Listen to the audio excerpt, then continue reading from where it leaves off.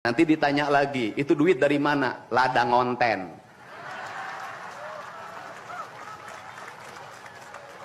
Saya selalu ditanya, Pak Deddy duitnya dari mana ngonten? Habis itu dimasalahin lagi, gubernur konten. Lebih baik dari jadi gubernur konten, punya duit diberikan pada rakyat daripada gubernur molor.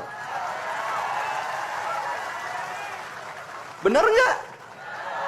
Ya kan, daripada gubernur tidur, gubernur protokoler, gubernur ingin dihargai, gubernur menghabiskan anggaran jalan-jalan ke luar negeri, teu hayang teuing aing. Kang Deddy masuk gorong-gorong, ya sebentar lagi akan saya naik ke pesawat.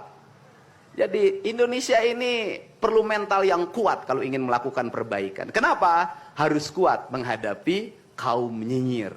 Dan biarkan yang nyinyir suruh sakit hati selamanya. Karena Jawa Barat akan terus mengalami peningkatan pembangunannya. Ini baru 3 bulan.